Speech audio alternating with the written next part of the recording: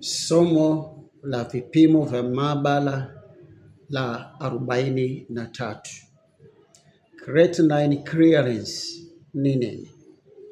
Tulijifunza creatinine ni nini mara nyingi katika masomo kama mawili au matatu, lakini leo tunaingia katika somo jingine la creatinine clearance ni nini. Creatinine clearance ni kipimo kinachokadiria jinsi figo zinavyoondoa creatinine kutoka kwenye damu. Creatinine inaweza kuwa ya kawaida, lakini uwezo wa figo katika kuchuja ukawa tofauti kidogo, na hii ni kwa sababu ya mambo mengi ambayo tumejifunza kule nyuma, hatuwezi kurudia sana. Creatinine clearance inasaidia nini?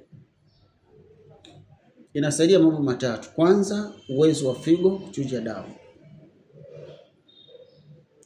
na pili, inasaidia kazi za figo kwa undani zaidi, kazi za ndani zaidi, na tatu, inasaidia kufuatilia baadhi ya wagonjwa wa figo. Kinapimwaje hiki kipimo? Inatumika nini kupima hiki kipimo? Mara nyingi hutumia creatinine ya damu au tunapima kwa kutumia damu, na tena kwa kupima mkojo, creatinine ya mkojo. Kuna creatinine ya damu na creatinine ya mkojo. Muda wa ukusanyaji kwa mkojo, lakini hii pia ni kwa baadhi ya vipimo, sio katika vipimo vyote. Tukumbuke kwamba kuna vipimo vingi ambavyo vinahusiana na mambo ya figo.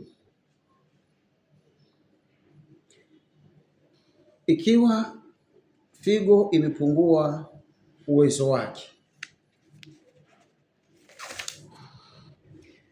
hii manake imepungua uwezo wa kazi za figo, manake imepungua uwezo wake.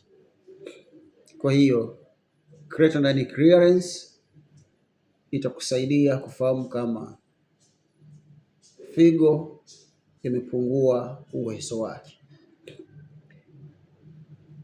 Cha msingi, creatinine clearance husaidia kuelewa uwezo halisi wa uchujaji wa figo.